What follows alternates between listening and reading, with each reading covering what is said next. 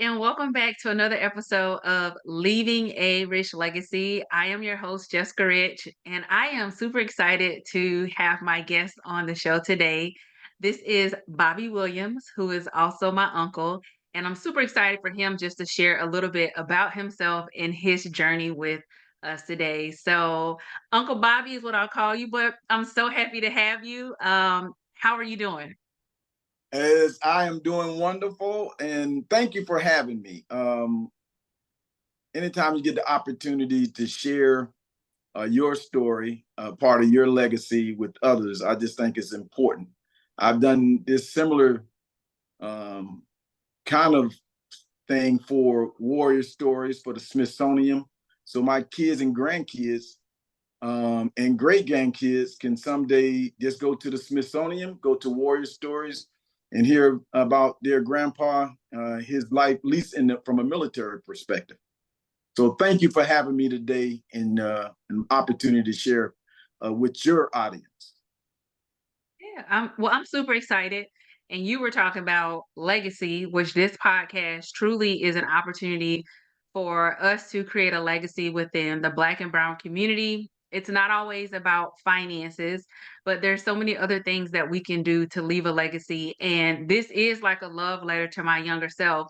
So to have family on the podcast and to be able to share a little bit about Jessica and just talk about just the tree, right? The family tree, where I come from, and all the wonderful things that you've done that has impacted me. I'm super excited just to hear a little about you. So please tell us a little bit about yourself. Who is Bobbie Williams? Who is Bobbie Williams? That's a great question. I am I'm a husband, a father, a grandfather. I'm a veteran. I am a officer. I am a leader. I'm a mentor. All of these things describe truly who Bobbie Williams is. As well, I am a community servant, servant of the people. Um, so if you take all of that holistically and you look at who I am today, and the way I was reared, it really tells you a lot about who I am. So when I was growing up, we had three great loves: the love of God, the love of family, and the love of community. So service was always a part of our family. So serving in the military for about 27 years was not did not come to surprise. My grandfather, on my father's side, was a military man. His father was a military man. I got two other brothers retired military personnel. So service is in our genes. And I am also currently, I'm the president of the Treasure Coast chapter of the Military Officers Association of America.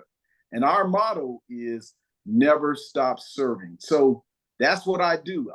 Before coming on this podcast, I was mentoring young men at the Boys and Girls Club in Fort Pierce. So a part of that same fabric of service to community, service to others, helping to uplift their community. So in substance, that's who Bobbie Williams is, and to the heart and to the core of who I am.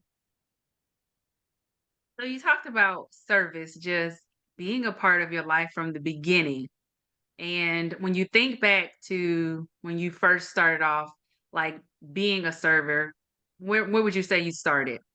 The first Well, time you's like, okay, I'm committed to service. I think in my childhood, back to church, to Friendship Baptist Church in Boca Raton, Florida, in small sub community called Pearl City. That's when it to me was the genesis of the introduction to true service. Part of service was through the ministry of service, and through the church.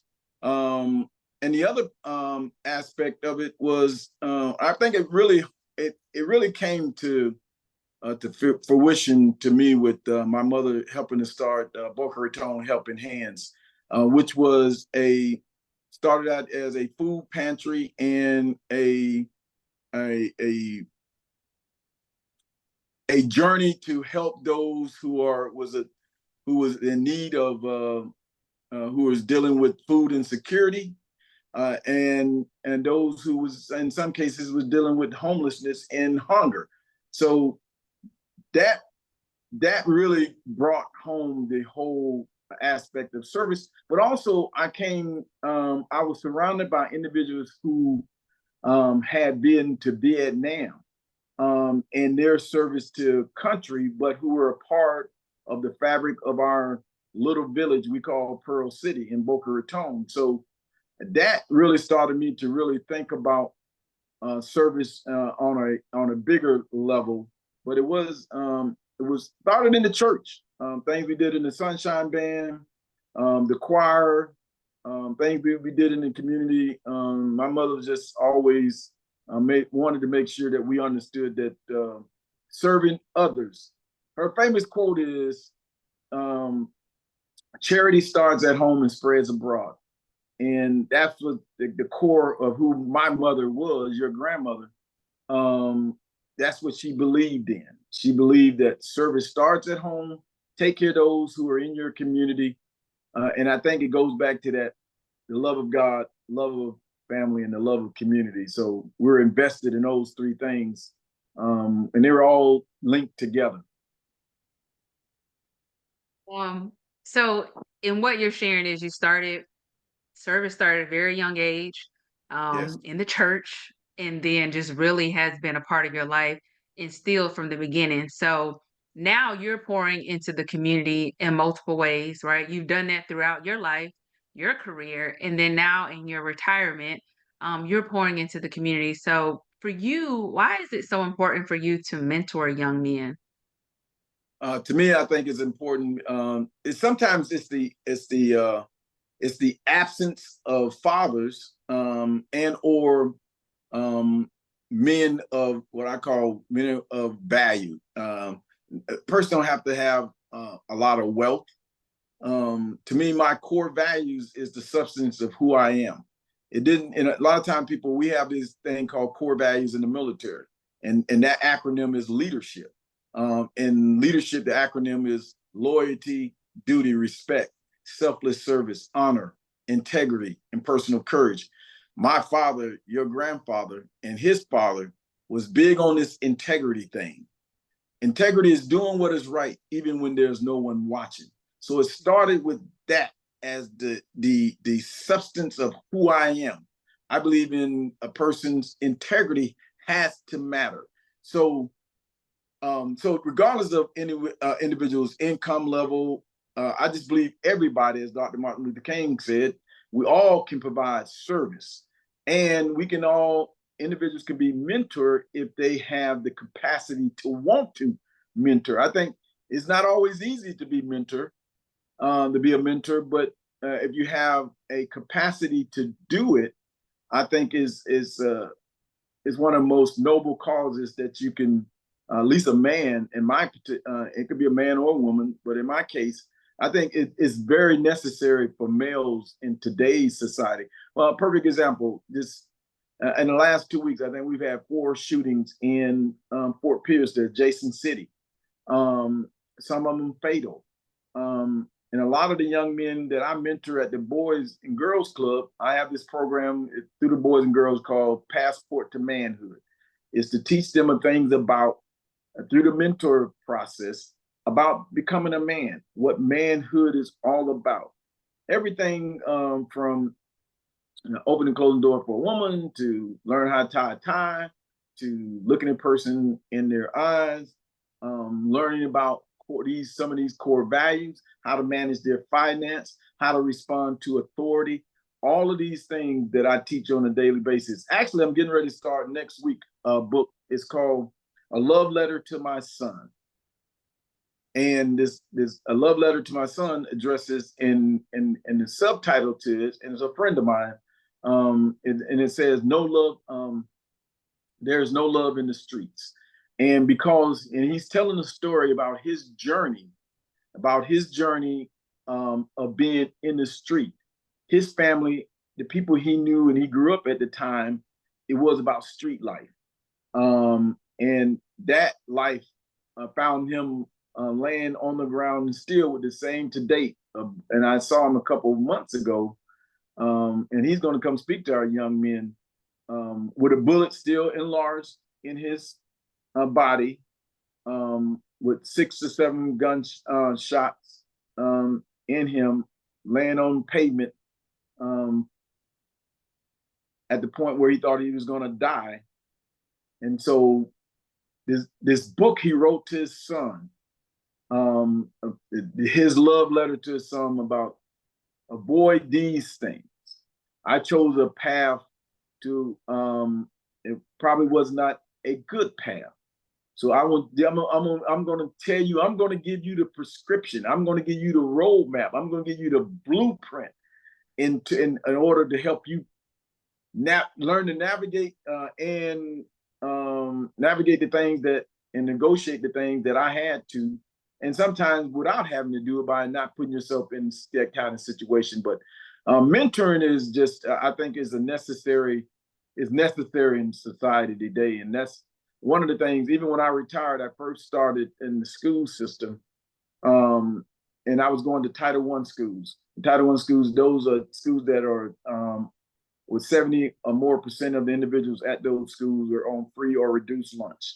And what I found in that population, a lot of the young men, especially, and just ladies in general, were without a father in the house, almost always, and sometimes being raised by their grandparents, not raised, one or both parents incarcerated or have previously been incarcerated. And so when you start from that foundation, sometimes can be very difficult on young people. And so someone asked me the other day, said, well, why don't you just go to the Boys and Girls Club that right adjacent to your neighborhood at Pawn Point? They don't need me at Pawn Point. See, I'm at a place where they actually need me, people who look like me. And where most important, that I think I can make a difference in their life, a positive difference. And that's why I think mentorship is important, regardless of who is the mentor, regardless of your status and or income level. It doesn't matter. I think you can be a positive influence in anyone's life if you choose to be a positive influence. I'm sorry for that long dissertation, but that's one of that's important to me. And the last thing, because I am the president of the Military Officers Association, I have about 1,800 cadets that's in my jurisdiction. It was in my catchment area. And the mission of JROTC is similar to the mission that I subscribe to myself personally, is to motivate young people to be better citizens, to make themselves better. And so that's what I strive on a daily basis to do for young people. Cause them, I always tell people when I go anywhere, any speech I do when it's addressing young people, is I tell them immediately, we have a moral obligation and responsibility to motivate, inspire, and encourage our youth to be better. That's what I do on a daily basis, Jessica, just to be honest with you. If I can do that, inspire someone, motivate someone, encourage someone to be better, then I've done my duty. And that's kind of who I am. That's what I do. So how do you think, you said that's how you are, right? You're retired, you've had a successful career, you have grandkids that are active in sports. You don't have to do these things. But you said that's who you are. So when you think about your childhood, you talked about service, Mm-hmm. but what else contributed to that being the man that you are? Well, I'll tell you, I had a wonderful childhood, and it goes back to those fundamental things of loving God, loving community, and loving your family. But it also, I had what some people describe as Hillary Clinton would say is this village. I had a wonderful village who instilled pride in their community, who had, so I grew up in a loving, caring, structured, and disciplined environment.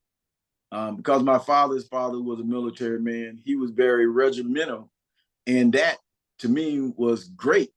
because I always knew where I stood. I knew the things that I could do, and I knew the things that I should do, and I knew the things that to avoid doing. And I had a village that helped facilitate that. When people in your village help keep you accountable, it is a function of the person that and the product who you see today. It was my entire village, not only my parents, but the entire village. We live in a different environment today. I mean, everyone in my village, Jessica, could discipline me. I had to say yes, sir, no, sir, yes, ma'am, no, ma'am to adults. Not only that, I had to acknowledge their presence.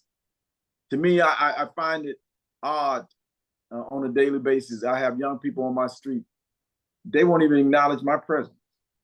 They won't speak. They won't say anything. And I got some $1 million homes around me. And it's weird to say that because of how I grew up, how I was brought up, how I was raised. We were brought up to respect our elders, but more important, and your elder was anybody that was technically really older than you. So, like your dad, because he was about 5 years older than me, I respected your dad as a young. So when I was like 13, he was like 18. You see what I'm saying? So, but it was that kind of environment that we cultivated an environment in that community that to me that brought out the best at least in me and my siblings. I ain't gonna say everyone, but we had a lot of good people to come out of our village. I can tell you that. But structure, discipline, love, and caring, they are some ingredients that they go a long way to help you along your journey, because not always the journey is not easy. I fought in 4 wars, 6 of operational deployment, so it was difficult time, but I could always go back to my upbringing, the things that my core value, what I call the center of gravity. Center of gravity to me has always been God. So when you go back to there, then in that circle is your family and then your community. So that's kind of that. They made a big difference in my life. I'm just gonna be honest with you, Jessica. So I can, you sharing, and of course, just knowing the family, I can see how a village and the community was so important, especially where you all were raised and at that time.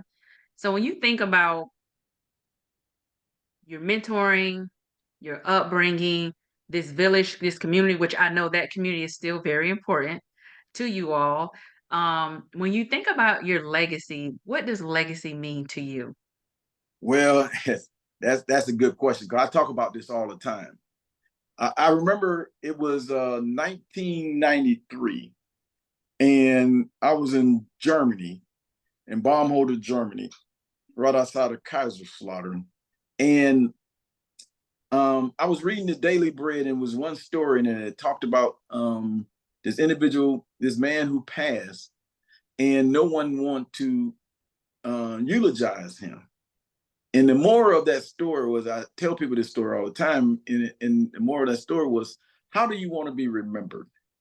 And to me, when someone don't really want to eulogize you, it is, and for the most part, you probably didn't have anything good to be said about you, right?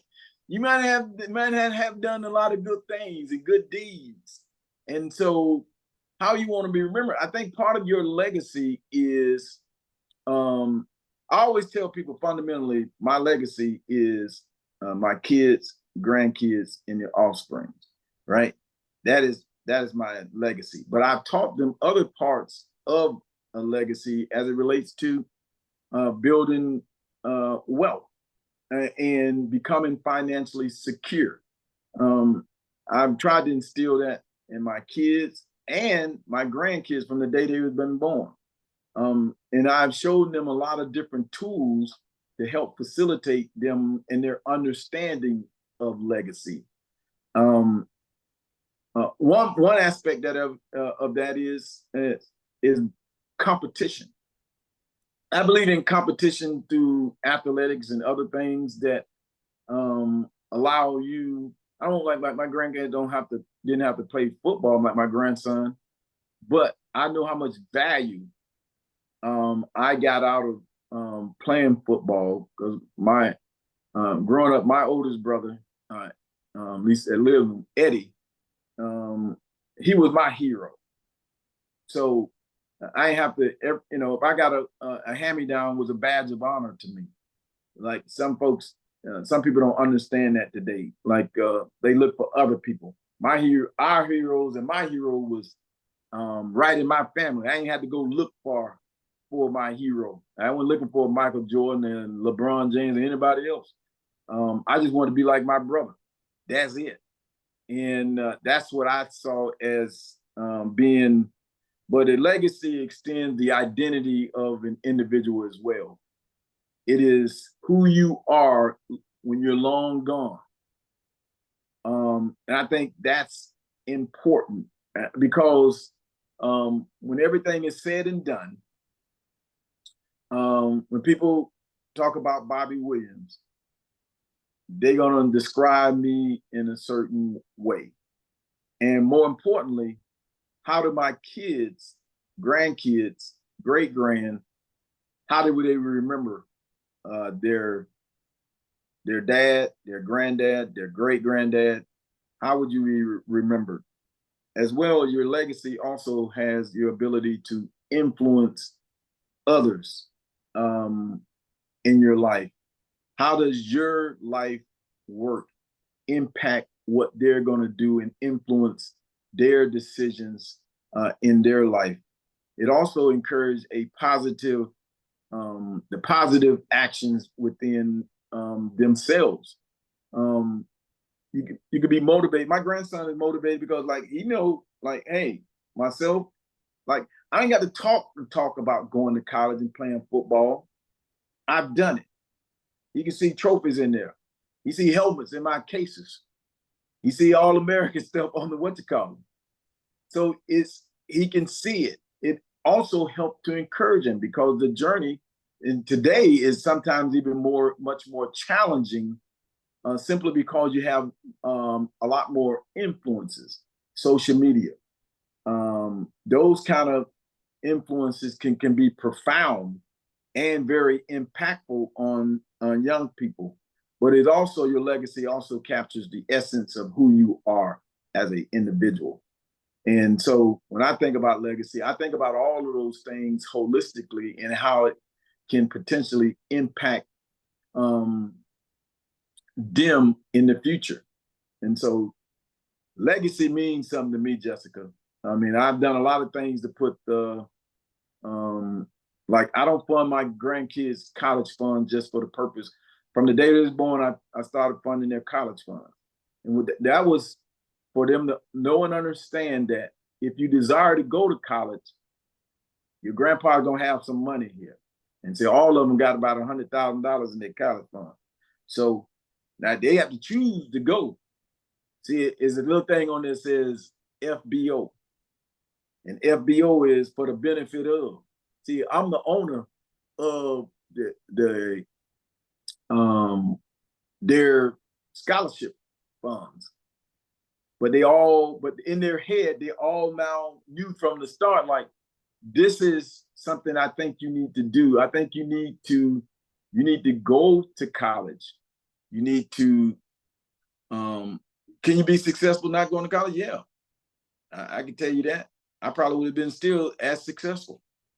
But I know there's so many other roads that are paved and opportunities are presented if you have the credentials. And I always tell people, even when I was a professor at Howard University, it was never about the successful matriculation of the college experience. It is about what a lot of individuals look from you, both from a career perspective, a professional perspective. Can you successfully matriculate, endure, persevere through all the things that you may have to go through college and still come out on the other end fine.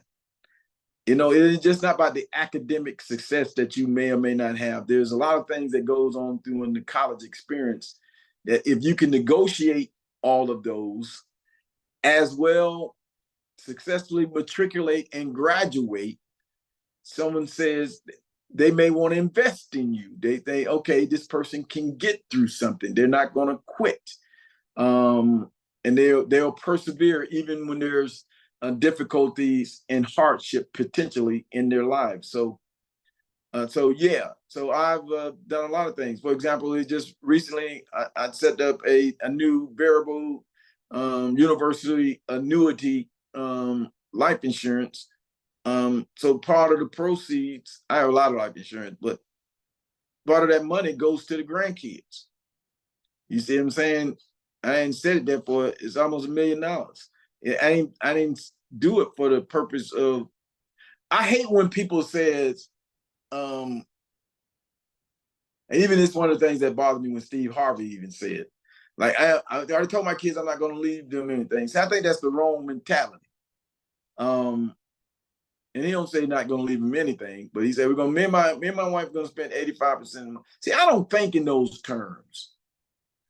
I think of enjoying life in the current, but I also think that, and which I've always tried to do for my parents is, and my parents wanted us to live and do better than they did. And that's what I expect. I want my kids to do better than I'm doing. And I want my grandkids to do better than I'm doing. I don't think there's anything wrong with it. I think this, like, well, you can't take it with you now, but you don't have to spend it all either. I really think that's like a weird thing. Like, you know, the reality is we still have some difficult days ahead of us, Jessica, and you know, fair, unfair, there's still roadblocks and obstacles placed in front of people of color that others don't face. And sometimes it's hard for individuals to understand it, but I just have a different perspective on like what you leave to individuals. It's not just monetarily, but I have things that I value. You know, souvenirs, everything in this office is of value to me. A perfect example. Like I just got the Presidential Lifetime Achievement Award. You probably didn't even know that, didn't it? It's sitting right in my cabinet right there from President Joe Biden. I got it back in March, Jessica. But see, I don't do what I do because of awards and accolades. I do what I do because I have a love and a passion for doing them. That's why I do them. Now, if someone so happened to recognize me for what I do, I'm okay with it. I'm okay with an attaboy and a pat on the back. I'm good with that. But that's not why I do it. It's like that sign that said about I choose me. Yeah, I choose me. But I don't need to worry about everybody else if they choose me. I'm fine. So, one, I'm glad you said you do it, you do the things, and if you get an attaboy, right, or the recognition, then that's great too. Do you feel like at any point you ever struggled with celebrating yourself or allowing others to celebrate you? No, I never had that problem. I learned a couple of things very early on, Jessica, just to be honest with you. Um, my father believed in, you know, individuals, you know, competing. And so I always had this, you know, the competitive spirit about who I was. And then when I in the military, my first commander, Kurt M. Fry, this guy looked just like George Burns he's from Hershey, Pennsylvania. And he told me something that was so profound at the time. I'm a young lieutenant. I'm about 22 years old. And he told me, he said, Bobbie, it doesn't take a lot to recognize and reward people. He said, you know, if you can write, You can write an award. You know, it's not hard. You should recognize. And my entire lifetime, I've always taken out the time to make sure I recognize individuals that deserve to be recognized. Listen, like my higher headquarters for the Military Officers Association didn't even know, at least my immediate, like I made an award about, because I saw all the great work that was being done in the community, and sometimes all these people are not being recognized. They're not even looking for recognition. But sometimes it's nice, Jessica, to be recognized, even when folks are not looking for it. And so I always took, so one of the questions someone asked me is like, out of all your awards you got them from the military, like what's your most important award? Other than now just getting this award, this Lifetime Achievement Award from President Biden. But that's a community service award. So the one before, like most people would think my Legions of Merit, Jessica, my Bronze Stars and stuff, they think that would be, no. At the time, and I was telling people if they found it strange, like my most important award while I was serving on active duty was the Military Outstanding Volunteer Service Medal. And you see, Volunteer Service Medal. See, not only was I serving my country, but I was serving in my community. Like I was a parish council president, I was president of the usher board, and so on and so on. I was doing all this other great work in my community in Germany, but in the military community where I was. And so people say, well, because see, me getting awards for like doing my job, that's what I'm supposed to get awards for. But when you get some awards for outside of just doing your job, that was another award. It was a military award, but it was for community and volunteerism and service to your community. So, but again, you can see the threads and how they connected. And yeah, so that's who old Bobbie Williams is when you can keep peeling back the onion. So, and it is, a lot of it is service. A lot of it I hear is your upbringing, right? You talked about your mother, my grandmother, both could help in Yeah. hands. Like that is what you at a young age was instilled in you, and you just carried it forward. And like family, it's important. It's important to continue that service and to volunteer and be of service to others. So, kind of going back to the legacy piece, um, in the Black community, I think there's an opportunity for us as a whole to really understand legacy when it comes to leaving something behind. Right? We think about the generations before us Right. and what could not. Well, I'm gonna speak to your generation. So Right. speaking of thinking about your parents and what they desired to leave you and wanted to do and could not, and you now being able to do that, why do you think it's so important for the Black community to educate ourselves on how to be financially responsible, how to leave a legacy when it comes to wealth and properties? Life insurance is one. Why do you think that is so important when you think about breaking the patterns before us? Well, I think so. Let me say this before I give you an answer on that. But one of the greatest gifts as far as legacy that I received from my parents was good core values and work ethic. See, there's no substitute for them two. See, you have all the money in the world, but so my father taught us about work ethic, and my mother, she did tons. So like those was the substance of, because they couldn't leave monetary things. Like I value, like my mother kept all of our like I have them in my house, my old football pictures. See, to me, that's not only sentimental, Jessica, but it's valuable to me because it also tells a story for my kids and grandkids. Like I had one of my pictures when I was in the first grade, sitting over on the shelf. I'm always reminded about that. I had a teacher named Mrs. Mobley. She was from the Bahamas, and her parents were originally from Jamaica, and that lady taught me about discipline and respect. Because if I didn't, she would pinch me,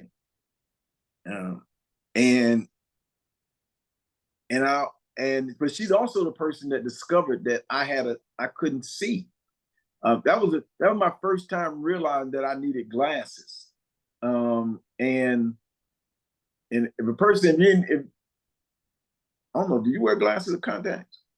I wear glasses. Oh, okay, yeah.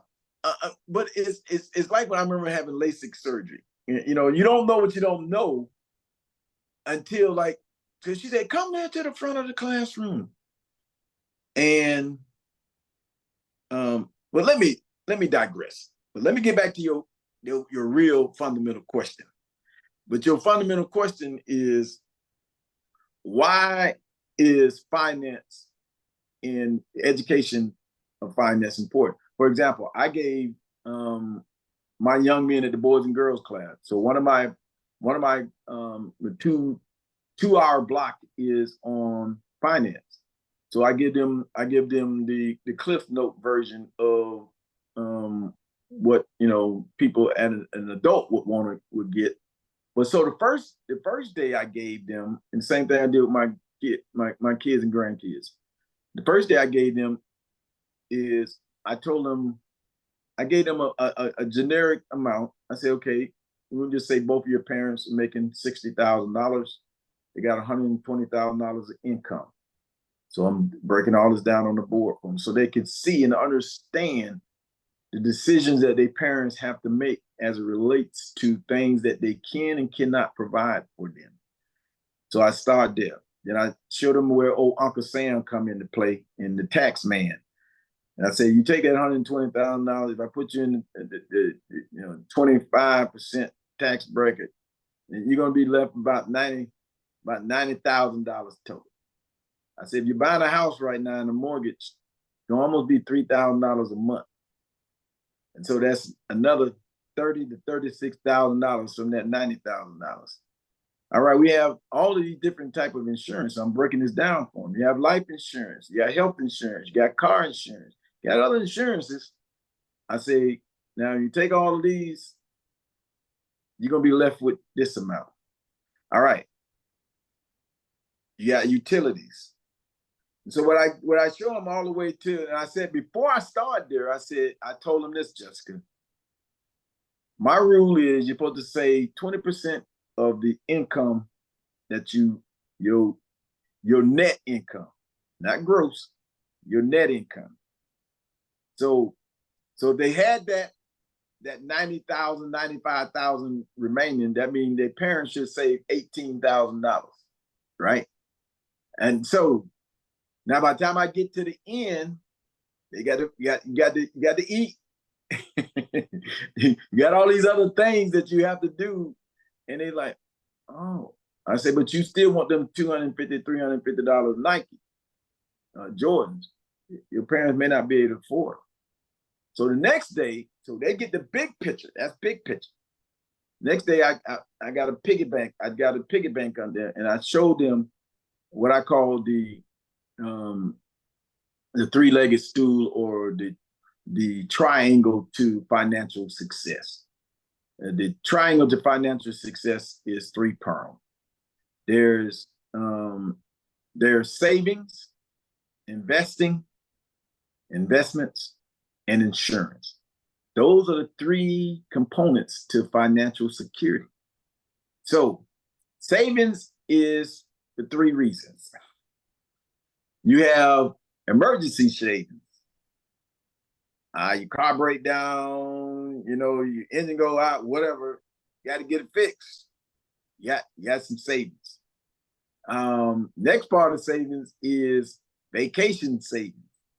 Now I'm telling you, for all young folks, like if you want to vacation like our Bobbie Williams like the vacation, you have to save some money. You got to put it away. And then your other savings is just you putting away money just in the event that you have something come up unexpected, or or you plan for something and you save, i.e., you want to get engaged, or you're saving for that first house, or you don't want to go in a bunch of debt, but you're going to start saving for that car. So it's something that you want to save money for. So they understood that. And the next part is the whole investment part. And so get that leg, you got savings done, investing. So you start investing. Again, remember, I'm at the 20% rule. 20% of all the income you get, you should be going to some 401k, IRA, Roth, traditional, whatever you want to, whatever method, or you buying directly into the market, you buying stocks, bonds, so on and so forth. And then the next piece is if you have a family, and so if you have a family, insurance is important. I got millions of dollars of insurance, millions and millions, but I've had it a long time.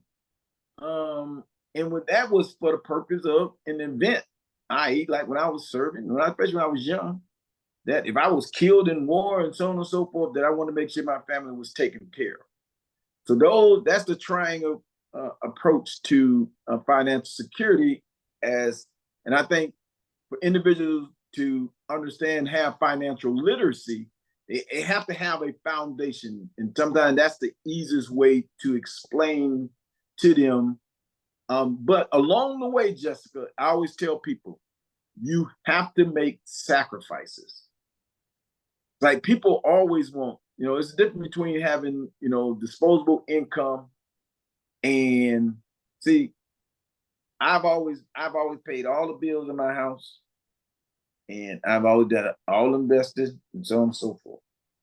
See, my wife see her income as in disposable income, which is fine.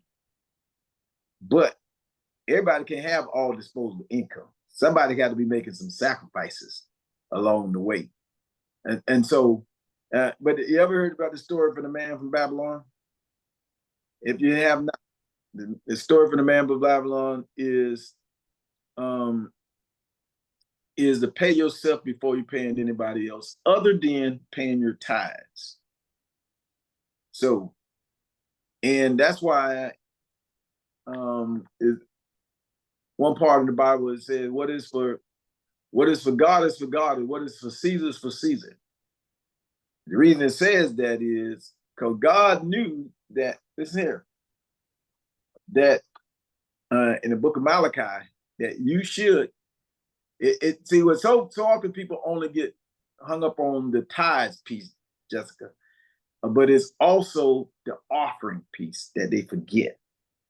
See, it's tithes and offerings. See, because sometimes people don't have the monetary means to do the 10% that God may desire them to give. But there's so many things you can offer. Your services. You can do in the church without giving one penny. And you'll get the same kind of return on your investment. And the giving that you give, you'll get it back tenfold. But everybody only talks about the monetary aspect and not the offering aspect. What do you have to offer in the ways of, it could be, hey, you're a good singer, or you're a good choir director, you got usher board, whatever. It's a lot of things that you can do in that aspect as well. But financial literacy is one of the most, it's the most paramount thing that we can do. I know Shaquille O'Neal always do this story, and just for folks to understand the difference between being rich in a rich legacy and being wealthy. So do you understand what the difference between being rich and being wealthy? So being rich is you take all the income that you have and you put half of it away. Net. Being wealthy, you take another 25%. You live off this. That's how you become wealthy. And what's the difference between being rich and being wealthy? The difference between being rich and being wealthy is generation after generation will have wealth. Rich, you can potentially lose it in one generation. Mm. But wealth keeps growing and growing. The young folks asked me today, last week, when I tell them my money now makes money for me. Like I don't need to work because my money is working. They do, what you mean your money is working? I said, yeah. If I get $70,000 to $100,000 return on my investment annually, that's another $70,000 to $100,000. I ain't actually went to work to go get it. And plus I have about another 190 that comes in automatic every month. So I don't need to go out and work if my money is making money. That's the goal. The goal is to have your money make money. When you get there, you can get to become rich and have a rich legacy. And then you do that other 25%, you can have wealth. Wealth becomes generational, where generation after generation after generation now has money. I hope I ain't say too much, but that is, in a nutshell, Bobbie's least truncated version of finance. No, I think that, and I know that you're spending a lot of time with the young men at the Boys and Girls Club, and you're teaching them as well. But I think it's important that, for the viewers, that we hear it as well, because you hear, some people talk about it, some don't. Some people don't know what the difference is between being rich and wealthy. And reality is, I've been blessed where I have family members, uncles, and my dad, and people who are really good with money.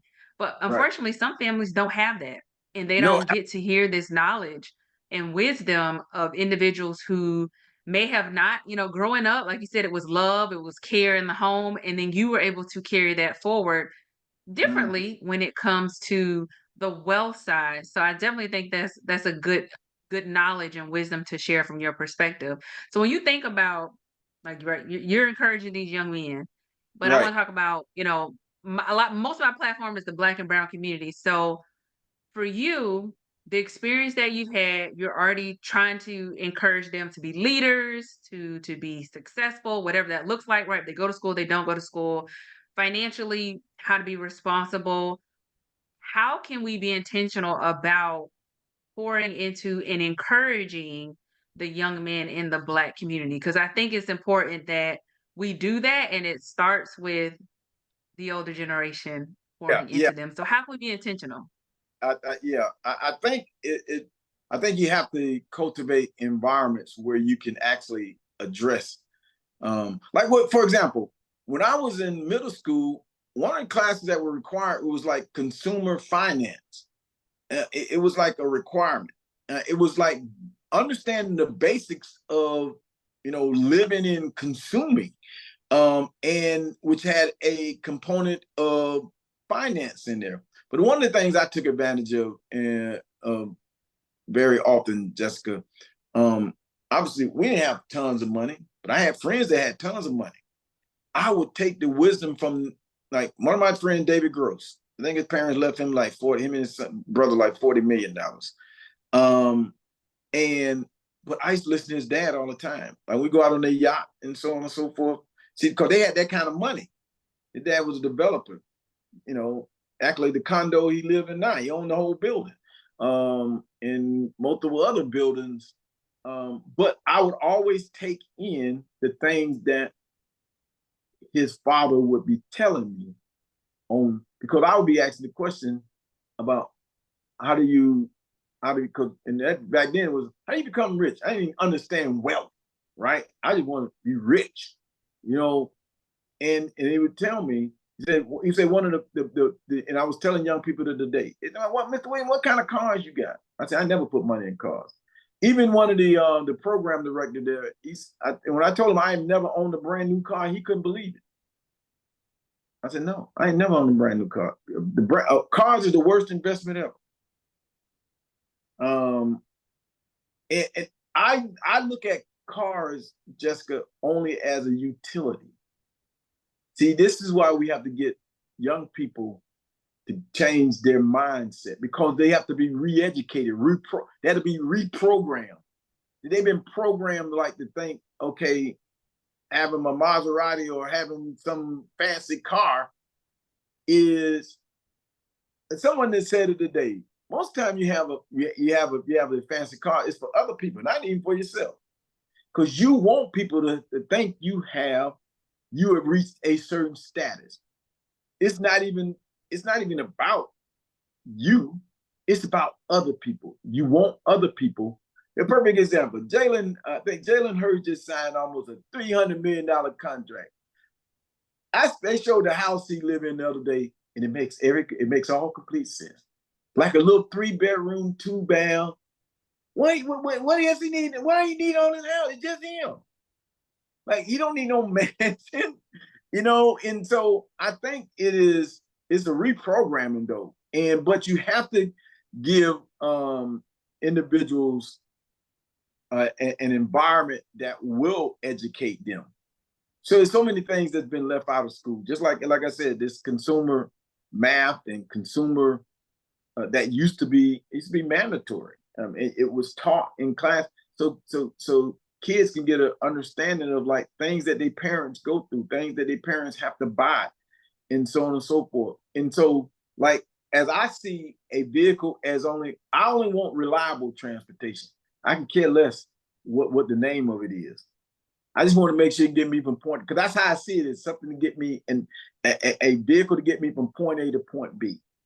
But I think what we have to, for example, it's hard to even get in schools now, Jessica, because superintendents and people, they make it so difficult.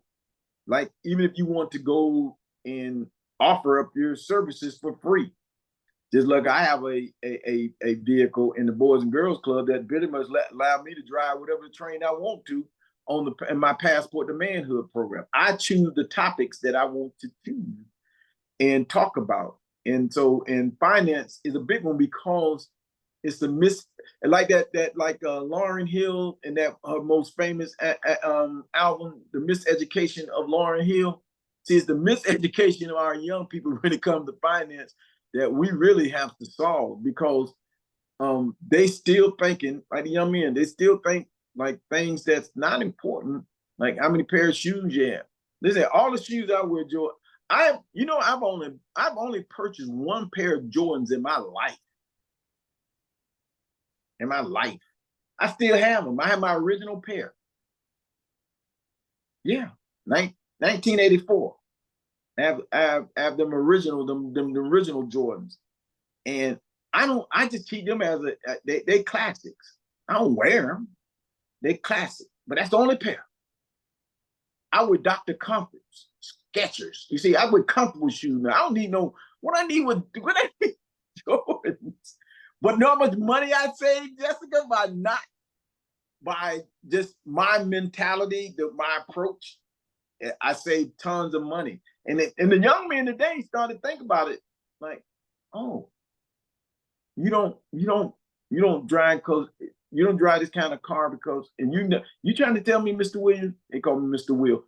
Mr. Will, you never owned a brand new car. I said, I purchased my wife brand new car, but I have never owned a brand new car. I get one about 2 years old, 3 years old, low mileage, and I let the other sucker take the loss.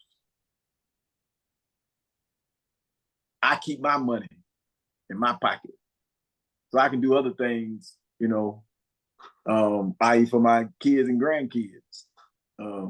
Because it's not even about me anymore. It's about, part of what I keep telling you is all direct is a direct correlation to legacy. That's what it is. Everything I do, Jessica, is about my legacy. So if it's through my kids or my grandkids, it really is about my legacy and what them. Because to me, they are my legacy. Not how much money I have, but if I can leave them something that's going to allow them to if they start a company or do something that they want to do of significance, and they're not having to sit around and wait for the Small Business Administration to approve their loan or whatever, or some bank to give them a loan. So I want to give them a head start. My head start was, I already told you, core values, work ethic. See that? That's what my parents gave me, and it was wonderful. And I'm taking advantage of work ethic and core values. It has now positioned you to be able to leave a legacy more, right? Because I'm sure you're instilling that in you've instilled it to your kids and your grandkids, but now you're able to leave them a little bit more. So when you're interacting with these young men, and I have to ask because what you're saying, a lot of people don't think that way. So I'm just going to say that. So when you're interacting with them, because we're talking about how can we encourage them in the community, are they receiving what you're saying? Well, see, no, that's important. Now I have like three. They like acolyte. They believe everything I say. I'm like the apostle. They believe what I say. So to them, they get it. See, they don't raise their hand to be the football player, the athlete, the entertainer. They already know they want to be an engineer, a lawyer, a doctor. See, them three, they sold. Those other ones, I had to take them to a different class. So that class is called X's and O's. So what is X's and O's, Jessica? Myself, your uncles, our proving grounds was on athletic fields and so on and so forth. That's where our initial proving grounds were. And so the person who I am my leadership abilities, and I tell people all the time, is a function of athletics. That's who I am. I'm an X's and O's guy. That's how we talk in sports. Circles, X's, O's. So what I had to break down for them, this is why the class, how I tie things that they want to do to their dreams, but I believe in the RAA concept, realistic, attainable, and achievable goals. And so how I break that down, Jessica, here's a perfect example of what I did for them. So I told them, there are 32 teams in the NFL. There are 53 players on each team. There's 1,996 players in the NFL. There's over 20,000 people that come out every year out of college. There's only about 72%, only about 28% of the individuals in the NFL that actually change every year. So your chances of making it in the NFL is very slim. It's even slimmer in the NBA because the numbers are much less. So now I told them, okay, how many of y'all think y'all gonna win? Some of them think they're gonna win the Heisman Trophy. I'm not gonna squash their dreams.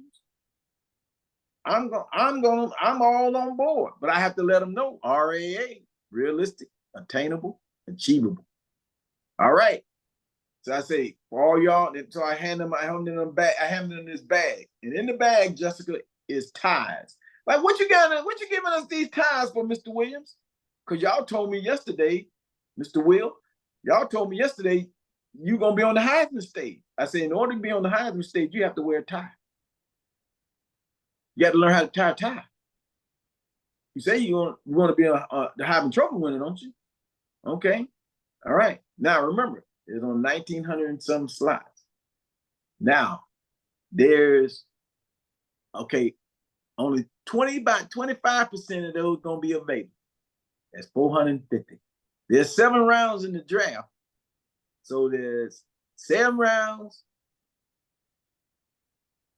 32 teams, right? So right now, you know you're going to get up to 200 and some people. Now, there's going to be a lot of people going free agency. That, when you start looking at the numbers, they're very low. I said, next thing.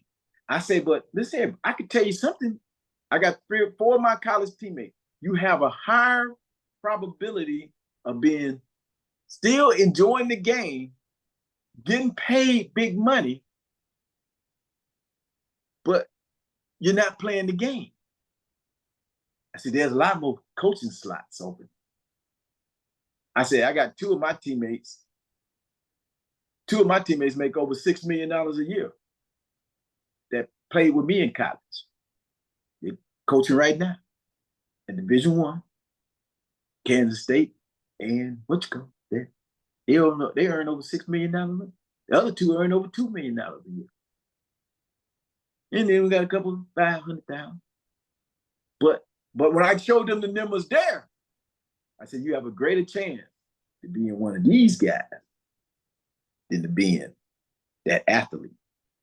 See, now that changed their thinking. Because now the other thing I made them do, Jessica, I started to make them start thinking just as an athlete. Now I got them thinking as the coach, letting them make their own playbooks, design their own playbooks. See, because this you can't change people overnight, Jessica. It takes a long time. The other thing is that I just got off the phone with the CEO of the Boys and Girls Club of St. Lucie County. He out at Denver for a conference for the city of Port St. Lucie. So he happened to come by the clubhouse. I guess it was probably around the Christmas break. He didn't realize how many hours I was giving. He was going through the volunteer book. He said, Bobbie, come here. He said, yeah, actually called me Colonel. Colonel, come here. He said, man, you come here basically every day and you give this many hours? I said, yeah. But see, the difference that makes, Jessica, see, he didn't even know that. Because he just got off the phone. He said, listen, you're different. You different than, I don't know nobody like you. That's the first thing. He said, I don't know nobody like you. He said, you are different because your passion and your commitment is different than other people. We don't have people that want to commit this kind of time. I say, I'm going to tell you why I do it. And I explained to him. He said, well, why? Because like anything else, Jessica, it's an investment. See, the return on my investment, if I can do what you're talking about now, if I can all I would need to do, Jessica, I just want to change one person. I ain't got to change 10. I just need to change one. I get one to believe in me. All right, now I got 3. I'm doing real good. See, I would love to get the other 70%. The other 70, I may not. I'm going to keep working on them, though. But guess what they know now? If the Coca-Cola, when I came in today because they had early release, them jokers were running me like they hadn't seen me in years. They see me every day, Jessica. See, that's because I'm invested in them. See, they know I ain't going nowhere. They know I'm there every day. I don't even get paid. One of them asked me today, you don't even get paid. Why you do this? What did he ask me? The card. I say, my pay, return on my investment is you all. If you could take something away from some lesson that I gave, i.e., when I give you the lesson on how to respond to authority, Jessica, bring different people in. I bring a lawyer in, a principal, a doctor, a dean. And I have these vignettes where I take them through different scenarios. And I put a kid, dean come in, I said, you've been reported to the dean, you report to the dean's office because you've been brought up on violations of cheating and stealing the teacher's grade book. Mm-hmm. See? Now that person has to now respond to what the accusations that's being put forth to him. Or, and when my buddies come in military uniform, he acting just like a drill sergeant. See, he talking to him crazy, right? He ain't talking to him regular. But how he responds, and then I have a cop. Scenario 1, I have 2 different people do it. Scenario 1, one person, he's stopped by the police.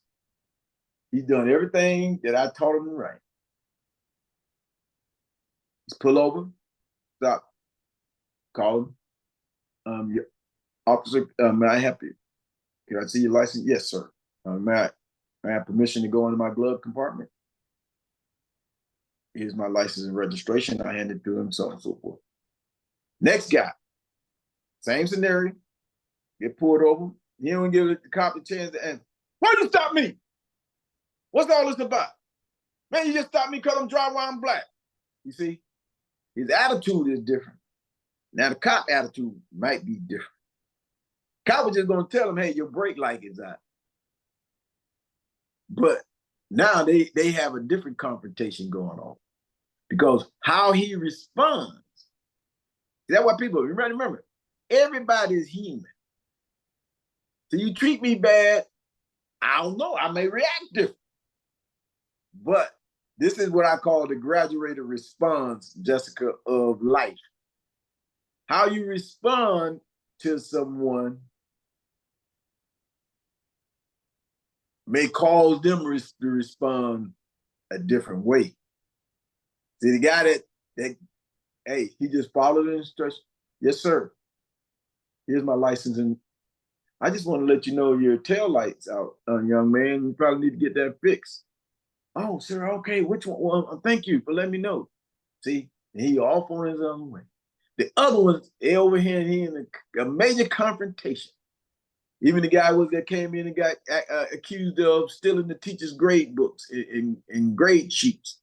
Now, one, I think you got the wrong person. I know it wasn't me. Come to find out, it wasn't him. It was another guy named Smith. But see, he had an honest and genuine, respectable conversation with the dean versus an intense, combative relationship and conversation with the dean.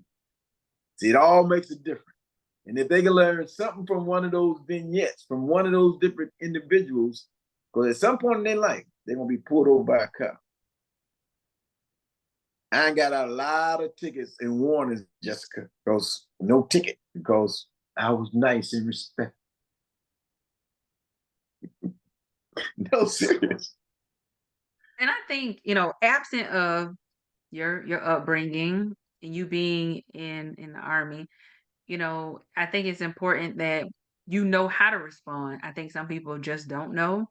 Yeah. And when you think about how you're raised and how you see people communicate in just everyday life, you are used to people who could respond confrontationally anyway. So then when you have that situation, you could naturally be responding. So I think it's important that you are bringing forward those different topics to them. And like you said, everybody may not receive it, but Just one. if just one, then Just, that's your mission. So yeah. when you think about you're doing that for the boys, young men. You're creating a safe space. You're helping them with these tools. I love the situation about the tie. But thinking about our community as a whole, not just men, but the Black community, therapy has not always been received well. Yeah. And some of these individuals may have been through traumatic experiences, but you served, you worked at Howard, Mm-hmm. um, at the Pentagon. You have done a lot, traveled, right? Within the United States, you traveled outside of the country. You served in the war. Why do you think therapy is important? The reason why I ask you is because I'm a huge mental health advocate, but I Mm-hmm. do know that there still is this perception that therapy is confidentiality, or I can find another way. But for you and the wealth of knowledge and experiences that you've had, I would love to hear your input about Well, therapy. I'm a firm believer in all therapy. See, I see mental health and or see, I see it no different than going to physical therapy, occupational therapy. They all therapies, but people see them differently. See, they therapies, but anytime someone says, "I want you to go see a psychiatrist," they it could be simple marriage counseling, which is a kind of therapy. See, it was taboo in our community for a long time. Now, the one good thing that social media has done, it is opened up lines of communication that was never open, especially on the subject of mental health. Because when I was growing up, it was like taboo. Oh, that person crazy. You see, not necessarily, but because the person that may have experienced something and never got treated for it, never got the attention that they require. For example, I was telling a guy, I said that every time I went through any kind of injury, knee injury, shoulder, I always did my physical therapy all the way to the end. And even in session and out of session. And I always got, Jessica, I always got positive results. See, what you put in is what you can get out. You don't put anything into it, most of the time you won't get anything out of it. If you are turned off altogether about, i.e., mental health therapy, any kind of that, because obviously, in the military, PTSD is big. And actually, one of the clinics here on the Treasure Coast is right in my city, in Port St. Lucie. We have one of the only, PTSD clinics here, in Florida, and specifically along the Treasure Coast of Florida. So, and the reason that's important is because I think, unlike it used to be almost taboo to go get help if you were feeling a certain way. I think more people are open to receiving mental health, sessions, especially like in the military, we do both group and individual. Then we have all these other outlets as well. So we have, I do a golf clinic for veterans suffering with PTSD. I do the same thing and invited first responders who deal with a lot of the same issues. We have horseback riding. We have aquatic stuff in the water, kind of things that individuals allow them to escape and to fellowship and get together with other people who have like problems and or symptoms, and it works great. Actually, a young lady I mentored last year at the board, she was Youth of the Year, not only for the state of Florida, for the whole region, for our whole entire region, and wanted in Georgia and so on and so forth. She reached out to me the other day. She said, "Hey, NASCAR." She's at Embry-Riddle. She's grown up. She had some mental. That was her whole topic. And when she would present in front of these groups, she would talk about the mental health challenges she had growing up. And so obviously, she wants to be a clinical psychologist and so on and so forth. But she said, "Hey, NASCAR got this," and I put in contact with NASCAR. Got this new PTSD app. They're giving away free to veterans and so on and so forth. So I put in, because I was just in a meeting with individuals that does Veterans Treatment Court. A lot of these individuals suffering with mental health. As you know, I do a lot of work with homeless veterans at risk of being homeless veterans. And a lot of our veterans that are homeless are generally suffering from mental health issues. And so that's why mental health is one of those things that just can't sweep under the carpet. You actually got to go, just like any other problem. If you had a fall and you're trying to get back, or you and you're trying to get back on your feet, it's some critical skills that you need to do. Maybe going through occupational therapy or physical therapy. Say if you had a stroke or something, no different if you have to go through some speech therapy, occupational therapy, physical therapy. It's the same. But I think therapy in itself is just important. I just think in our community, was forever and a day, we didn't embrace the mental health aspect of therapy, just put us really at risk. And I think it became, for example, we have mental health issues in our family. So this is known, Jessica. Like my mother's mother, was, at mental health. My aunt Rosetta. You see what I'm saying? They're known. We got several known people who, when you're on your meds and you're doing the right things and so on and so forth, they can deal with the problems that they may be experiencing. If you neglect them altogether, they can consume you, overtake you, cause you to do other things, have suicidal ideations, and so on and so forth. So I've always taken this subject serious because I've seen individuals while on active duty who commit suicide. Jessica, today we still have 22 plus individuals that commit suicide every day, between those who are still serving in the Guard and Reserve and those who are retired. That's a big number. 22 is a lot of people, and you're saying like, what could I have done to make a difference? I remember this young man. I knew he was going through problems, and he had been seeing folks at PTSD at the West Palm Beach Veterans Medical Center, and but the doctor he didn't come. He missed the appointment. He didn't come for the appointment, and he took his life. We had him in um, we have in transit housing. We have 3 hotels that we use for some of our veterans um, in Fort Pierce. And although he had been going through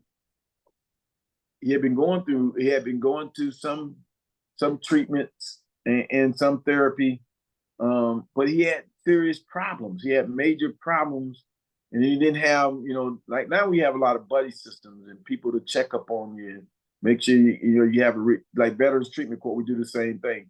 These are individuals a lot of times who have mental health issues, who get into trouble with the law, and then we have what we call Veterans Treatment Court, where if they go through the program, they're assigned a mentor. That mentor to follow them basically for a whole year. They go through the entire program, then their records is a sponge, and it doesn't show up on their record at all. They have this graduation, all of this stuff, but it's a very tedious process to go through. But it's have shown great results because they have somebody there with them who, when they need somebody call, even if it's in the middle of the night, the mentee the mentor has to then show up and be held accountable to the mentee. So I believe in therapy because it's just like any other therapy. I'm probably one of those exceptions, but I know how our community has bastardized the whole mental health issue. And I saw individuals even that was coming back out of Vietnam did not get the proper treatment who was affected. The guy lived right behind us. We called him Jim, Thaddeus.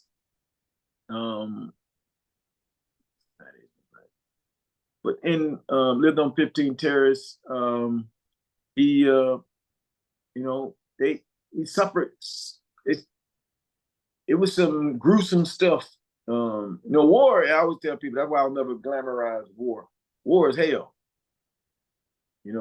It's a lot of stuff people you see, and it affects everyone differently, but it can have a profound effect on you mentally and psychologically.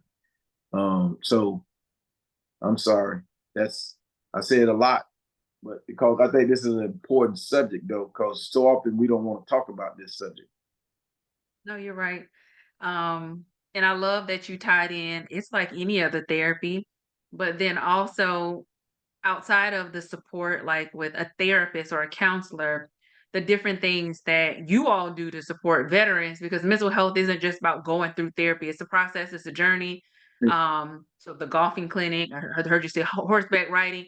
There are Yeah, so many things that you can do to help with your mental health, yeah, not just the therapy portion. It's a process, it's a journey. And you have to be intentional about how you're pouring into yourself. So I love that you shared that. And most importantly, to share with people that we do have into mental health is has affected our family, which a lot of others I'm sure have experienced the same and didn't know what was going on. But being able to embrace it and getting the appropriate help that you may need. So, Uncle Bobby, I have to ask you this. This is my favorite question of Okay. the podcast. Yes. It's one that I just have to ask every guest. But if you could have a conversation with your Mm, younger self, what would you yeah. tell him? Woo! Younger self. Um, well, here's one thing. I believe that you should always take advantage of wisdom. Um, wisdom comes in so many different sizes, shapes, and forms. And why I say that, I remember some of the greatest wisdom I ever received was from George Flannery Sr. He was the neighborhood drunk, but he always said there's wisdom, knowledge, and there's understanding. Always, but this man went to work every day, 5 days a week. But on the weekend, he was gonna have his liquor, but he shared so many pearls of wisdom when he wasn't drunk.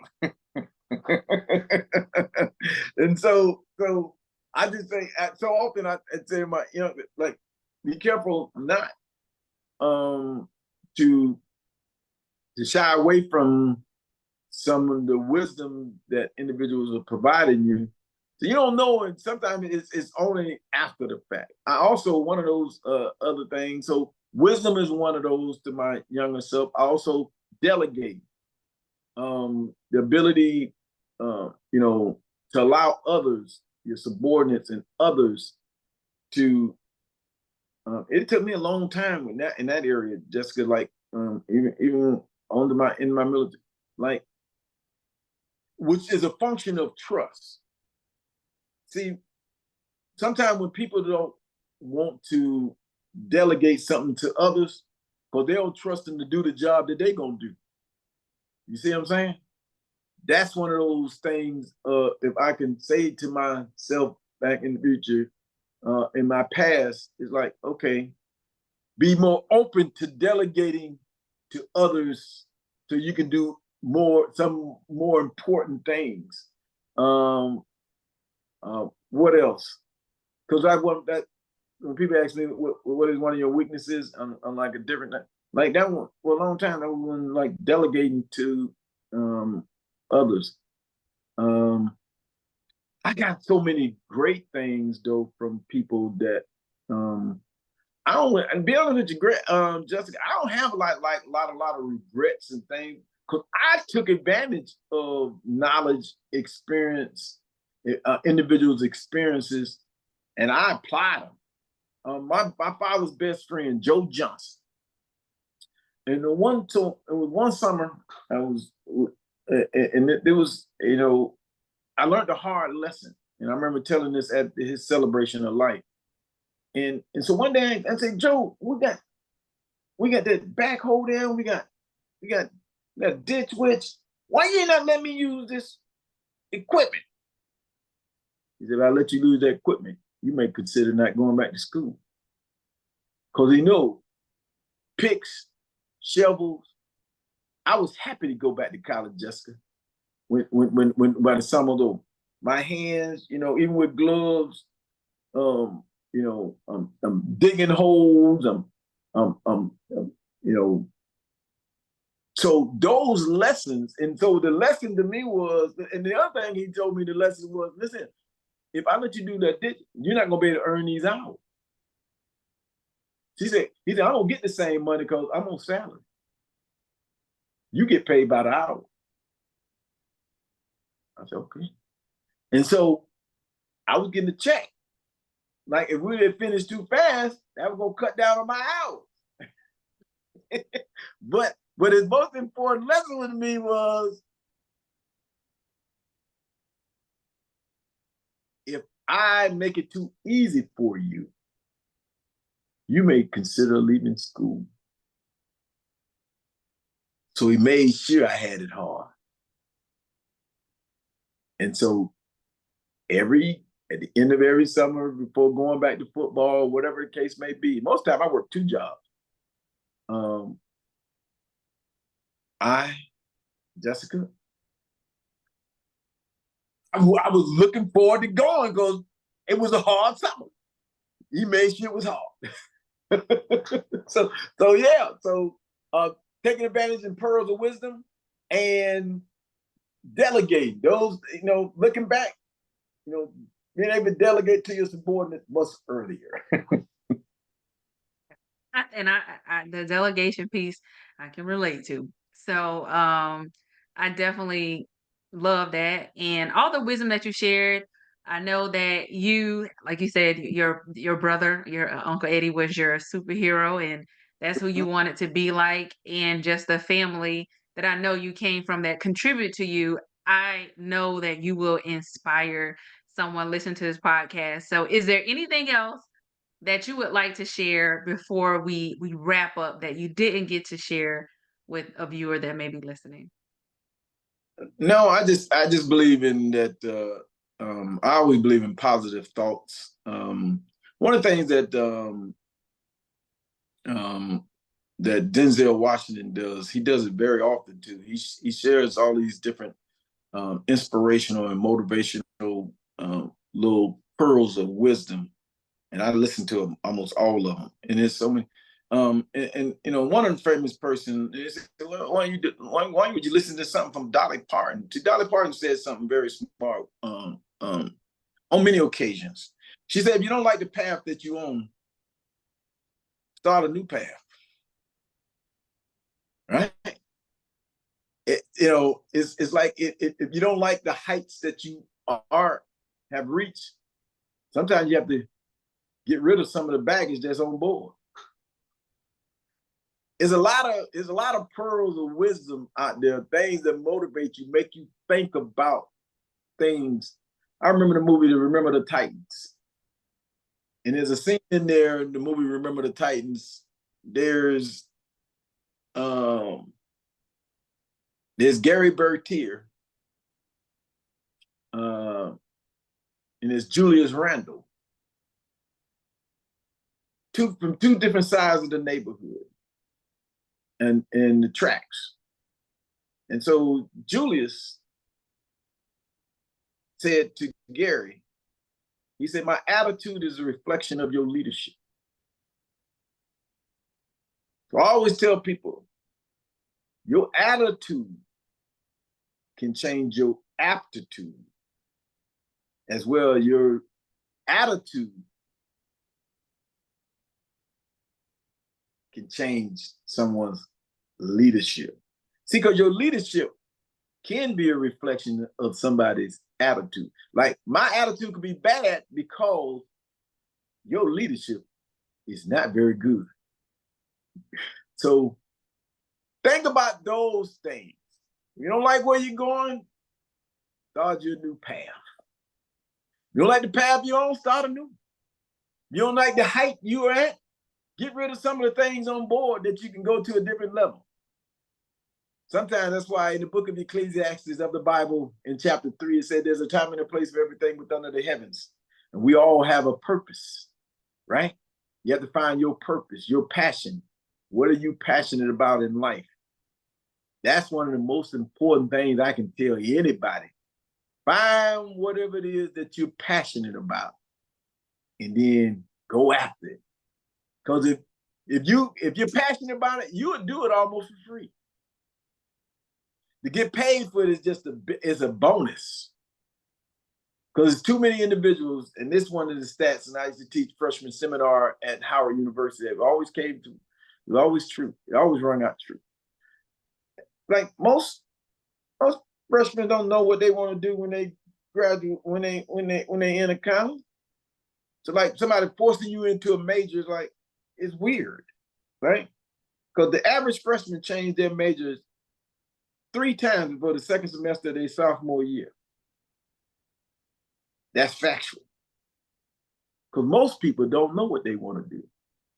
Even individuals who successfully matriculate a major, they may not even be passionate about that major. They did it because somebody else told them to do it. I remember I had a lot of legacy parents come into my office. And I always told them, I was deciding whether or not I was going to give a young person, man or female, male or female, a full scholarship. And I was like, I don't want you to come here only because your grandparents came here or your parents came here. I want you to come here because you want to be here. Because my job is to successfully allow you to matriculate college and complete all of the military requirements in order to commission you and have you on your way, become a leader. So just always remember, leadership matters, Jessica. It always have and always will. Lead that with your audience. I love it. Well, I appreciate you being here with us today. And again, just sharing your experience, your wisdom, how you are pouring into the community. Listening to you is the goal of having you here, as I share it with you, is to have a piece of me a part of this podcast that's personal. You sharing your life experiences is an extension of me. You are my mother's brother.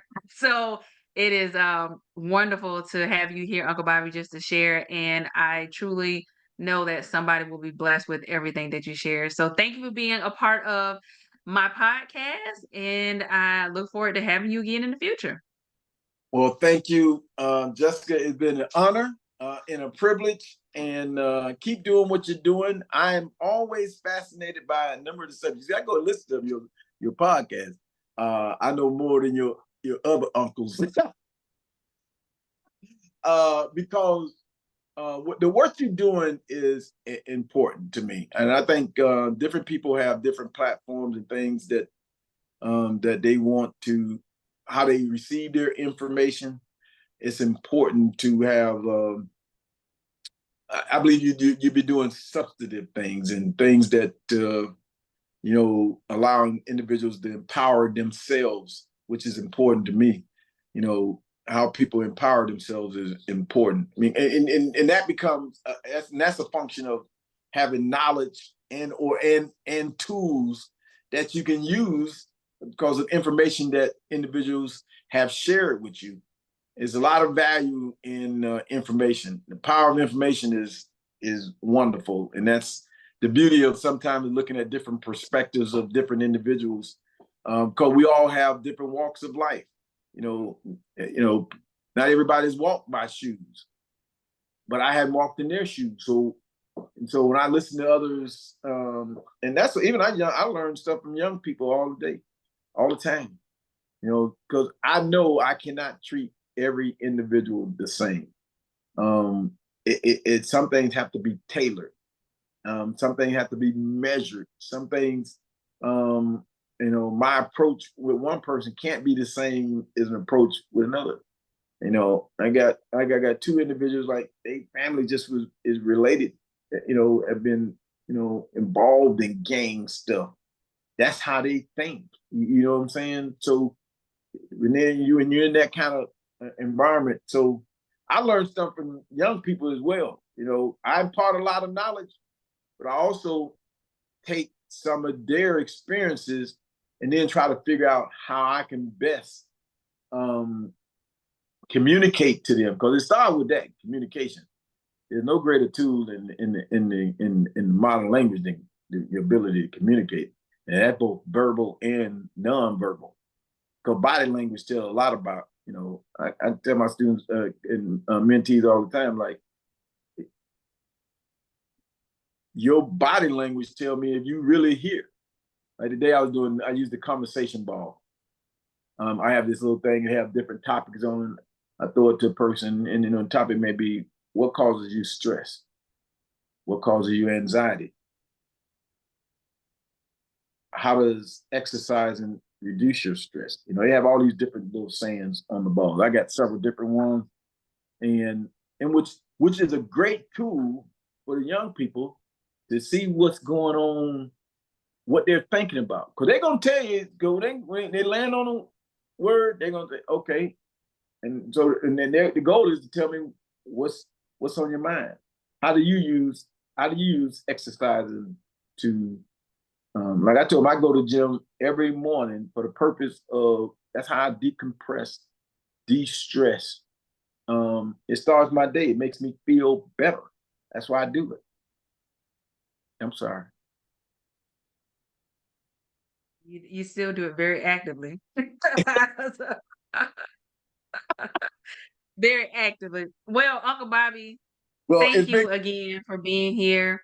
thank you. Looking forward to, like I said, sharing this with my platform and hopefully having you come back with a I different look forward topic. But I appreciate you, love you, and thank you so much. So until next time, until next time. You have a great evening. Love you. love you. Bye.